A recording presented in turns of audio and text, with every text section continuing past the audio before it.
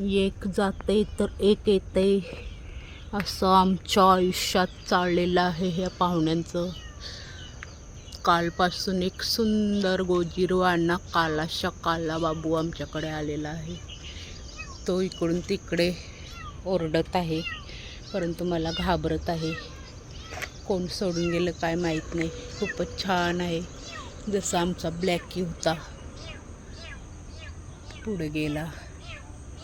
तर मी त्याला प्लेटमध्ये खायला दिलेलं, तर सकाळपासून तो गप्प बसलेला. आणि हे देव्हारावाले भक्त चाललेले आहेत.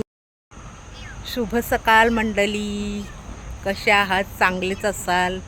तर मी बरेच दिवस चांगली नव्हती, तर आज थोडीशी बरी आहे. तर म्हटलं बाहेर इकडे तिकडे काय थोडं पडलं ते इकडून तिकडे उचलून ठेवूया. आणि त्यात हा पाहुणा सकाळपासून नाही, कालपासून आलेला आहे आमच्याकडे आणि नुसता ओरडत आहे. तर मला झोपच नाही लागली रात्रपासून. तर म्हटलं बघावं, काल त्याला मी खाऊ दिलेलं ते खाल्लेलं आहे त्याने ना, आता देखील दिलं, परंतु तो घाबरत आहे नवीन असल्यामुळे. पुढे जाऊन पुन्हा इकडे आलेला आहे. आणि मंडळी, हा पसारा आमचा मे महिन्यापासून पडलेला आहे तसाच, कारण मे महिन्यातच अचानक पाऊस लागला आणि त्यात खूपच यावर्षी पाऊस होता. तर आणि त्यात आजारपण, पुन्हा लग्न, हे ते बरेच काय ना काय आपल्याकडे आले सण, त्याच्यामुळे राहूनच गेले. आणि 2-3 वेळा मी मंडळी आजारी पडली. हा पुन्हा ओरडत आलेला आहे.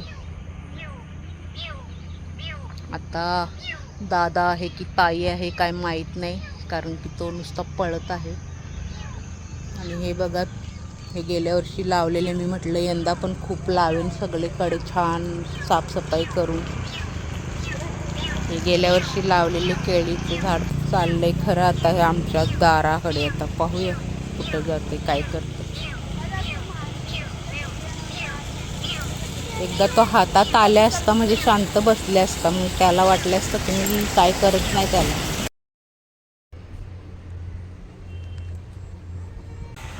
तर मग पुन्हा भेटू पुढच्या व्हिडिओत. तोपर्यंत तुम्ही तुमची काळजी घ्या आणि सुरक्षित राहा. Bye bye.